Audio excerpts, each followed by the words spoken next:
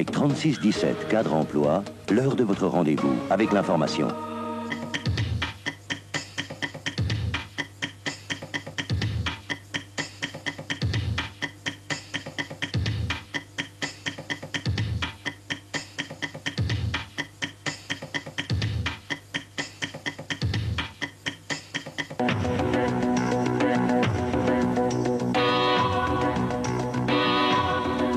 Bonjour, ce journal ne sera pas tout à fait comme les autres. Hier, vous le savez, Silvio Berlusconi a annoncé le retrait de son projet de relance de la 5. Trop d'obstacles ont été mis en travers de sa route.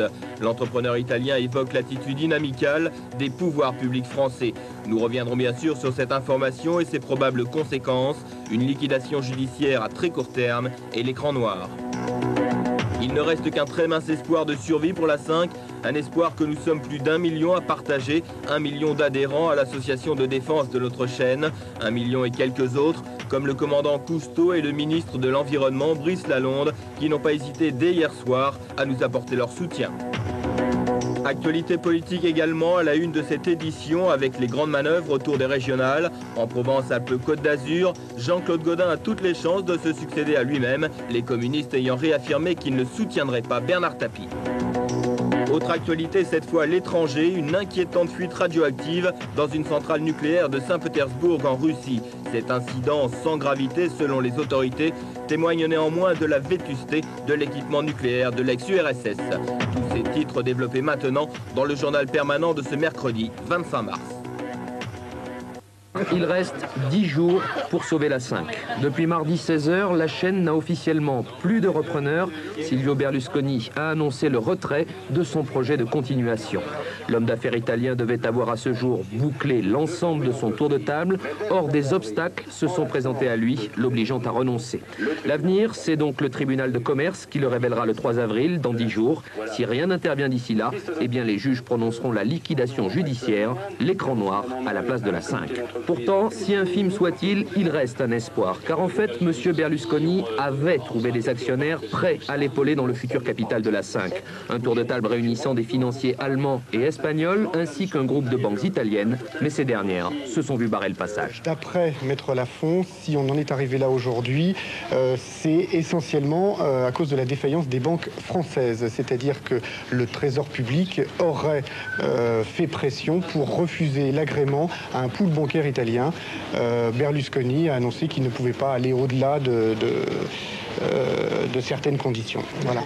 Dans la lettre qu'il a adressée au tribunal de commerce, Silvio Berlusconi se déclarerait prêt à revenir sur sa décision dans un délai de 48 heures si la situation se débloquait. Selon lui donc, seule une décision du Trésor, en clair des pouvoirs publics, peut désormais sauver la 5. Pour l'heure en tout cas, en l'absence de perspective, il règne une formidable déception, aussi bien chez les salariés que parmi tous ceux qui ont soutenu la chaîne depuis les débuts de la crise en décembre. Près d'1 million et 100 000 personnes adhèrent aujourd'hui à l'association de défense de la 5, une mobilisation qui plus que jamais est capitale.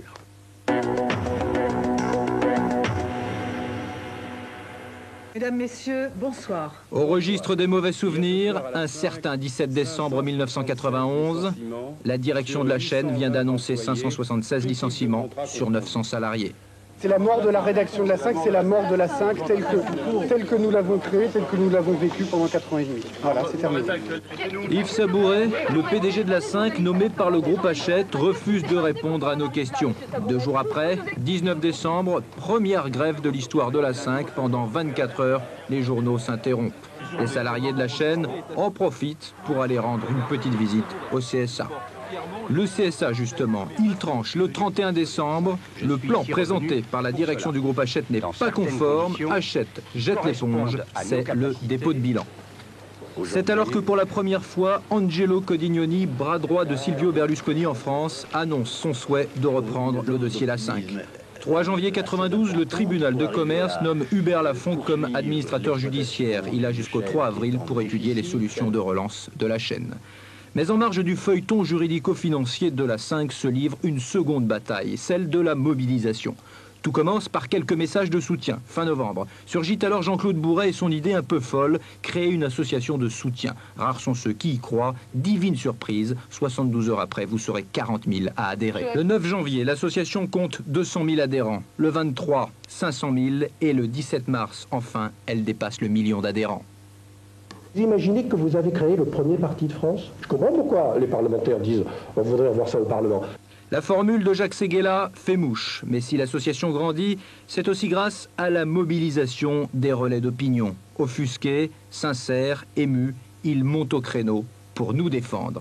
Ils s'appellent Boringer, Françoise Sagan, c'est un scandale de laisser mourir. Huster, tout le monde sait que la télévision Alain Delon, il y a quelque chose de fabuleux.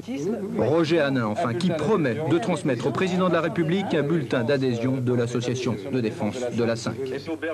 Enfin, vendredi dernier, 110 salariés sont licenciés. C'est la première application douloureuse du plan Berlusconi. La première et la dernière, le magnat italien ayant abandonné la partie. La 5 est une nouvelle fois orpheline. Heureusement, vous êtes là. Première personnalité à s'engager publiquement en faveur de la 5. Après la nouvelle donne intervenue mardi, le commandant Jacques-Yves Cousteau, le plus populaire des Français, était sur le plateau du 20h. Moi, ça me fait mal de voir des combinaisons arrêter une chaîne, quel que soit le passé économique de cette chaîne. Il y a 36 moyens, 36 façons de redonner, de reprendre une chaîne comme la 5. Et j'ai peur qu'il y ait des désirs quelque part de ne pas trouver de solution.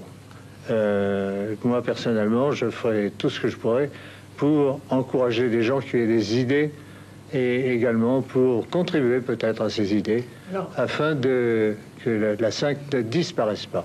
Peut-être sera-t-elle obligée de se modifier un peu, mais il ne faut pas qu'elle disparaisse.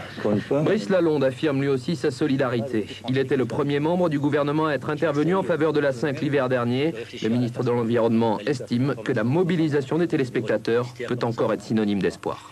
C'est une chaîne privée, la 5. Est-ce que les chaînes privées peuvent être aussi le témoignage de l'élan des citoyens et pas simplement de l'argent des financiers? Moi, je serais prêt, moi, j'y pensais toujours à ça. C'est mon côté 68 ans, je ne sais pas si c'est possible. Voilà où on en est maintenant. Comme il y a un élan, comme il y a 1 million de Français qui voudraient que ça continue, comme il y a une telle équipe, une telle ferveur, alors est-ce que c'est possible?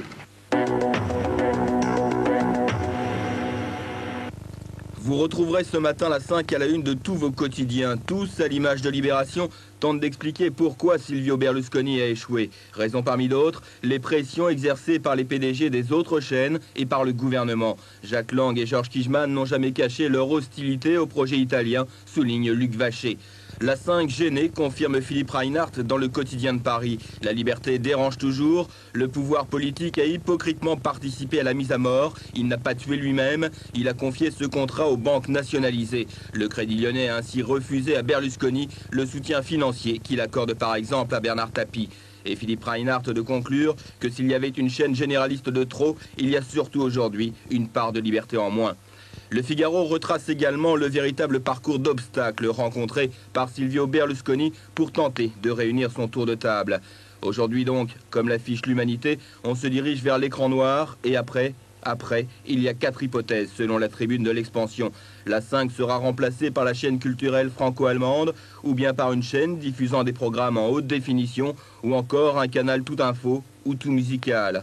Au moins Berlusconi avait un projet, regrette les Échos, faire de la 5 une chaîne à vocation européenne. C'était la seule chance de dynamiser le PAF. Cette chance est aujourd'hui perdue. En fait, après la 5, ce sera surtout l'inconnu, conclut Marc Pellerin dans Le Parisien. L'inconnu parce que le PAF est malade. Enfin, un grand merci à nos confrères de l'équipe qui rendent ce matin hommage à la vocation sportive de notre chaîne. Le Paris-Le Cap, la Formule 1, c'était la 5. Pardon, c'est toujours la 5. Voici un des 4 réacteurs de la centrale nucléaire Leninskaya qui alimente la ville de Saint-Pétersbourg, distante d'environ 100 km. Hier, 2h47 locales, une fuite sur un circuit de refroidissement laisse échapper dans l'atmosphère des gaz radioactifs. Le réacteur numéro 3 s'arrête automatiquement. Très vite, des informations contradictoires inquiètent. D'abord, le ministère russe de l'énergie rassure. en expliquant que le niveau de radioactivité autour de la centrale ne dépasse pas les normes internationales admises. Et puis, le Centre russe d'information sur les dangers radioactifs parle un peu plus tard d'une concentration d'iode 10 fois supérieure à la normale. Reste que ce nouvel accident nucléaire constitue un avertissement. Des experts suédois avaient réclamé le mois dernier la fermeture de cette centrale du fait de sa vétusté. Bref, Leninskaya, comme les 15 autres centrales nucléaires soviétiques bâties sur ce modèle, devient un héritage trop lourd à assumer. En effet, le programme soviétique ne possède pas, par exemple, d'enceinte de confinement permettant d'isoler les réacteurs en cas d'accident. Mais le pire, c'est le manque d'argent. Les centrales nucléaires ne sont pas entretenues en CEI. Des pièces cèdent. En 1991, dans l'ex-URSS, il y a eu 150 pannes ayant entraîné l'arrêt immédiat d'un réacteur. Bref, dans la CEI et les ex-pays de l'Est, restent environ 70 programmes de ce type, tous obsolètes, tous dangereux. Le Sénégal, théâtre d'un très grave accident hier après-midi. Un camion-citerne rempli d'ammoniac liquide a explosé dans l'usine Sonacos de Dakar. 40 ouvriers ont été tués, 300 autres ont été blessés. Une fuite de gaz lors du transvasement de l'ammoniac serait à l'origine de l'accident. Un mort et 22 blessés en Jordanie dans l'incendie d'un hôtel à Amman. Le sinistre provoqué par un court-circuit s'est déclaré dans les sous-sols de l'hôtel Intercontinental. La fumée a rapidement envahi les étages supérieurs. Les clients ont dû être évacués par les balcons. La victime est un ingénieur iranien mort asphyxié dans un ascenseur. Aujourd'hui et demain, nouvelle grève des dockers à l'appel de la CGT. Il s'agit du 23e arrêt de travail, observé en 4 mois. Objet du conflit, la réforme du statut des dockers proposée par le secrétaire d'État à la mer Jean-Yves Le Drian. Une réforme rejetée en bloc par la CGT. Rebondissement dans l'affaire du financement du Parti Socialiste.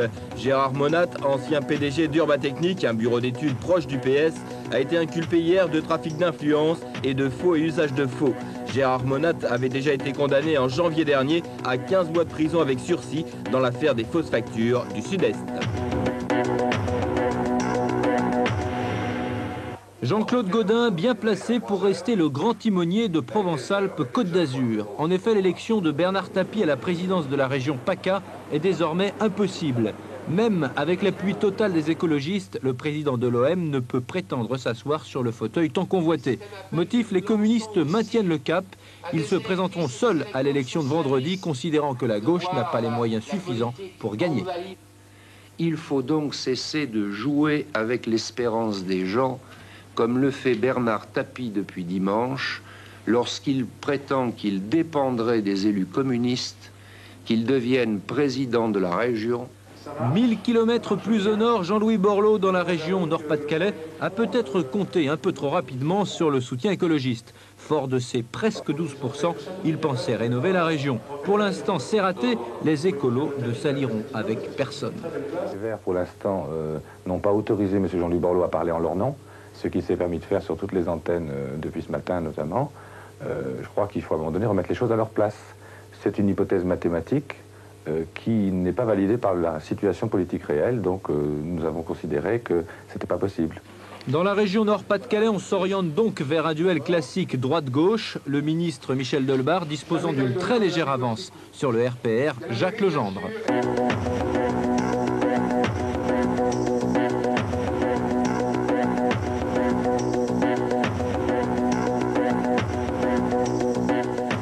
L'information 24 h sur 24, c'est par téléphone au 36 65 10 00.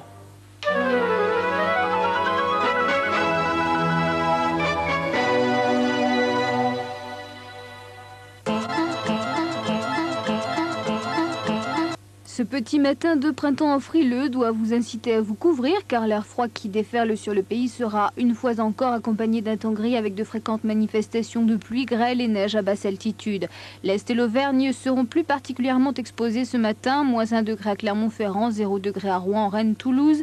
Ailleurs, le mercure affichera 1 à 6 degrés. Cet après-midi, à part quelques rayons de soleil sur la Côte d'Azur, la grisaille dominera. L'atmosphère toujours très instable favorisera les averses de pluie, grêle et neige sur la plupart des régions. Le vent de nord, bien que modéré, occasionnera une baisse des températures maximales, surtout dans le centre et en région Rhône-Alpes, avec 4 à 6 degrés. Ailleurs, le mercure oscillera entre 7 et 13 degrés, voire 15 degrés à Ajaccio.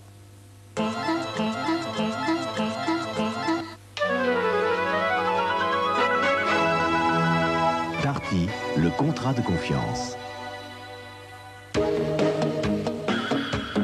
Avec 3617 cadre emploi, l'heure de votre rendez-vous avec l'information.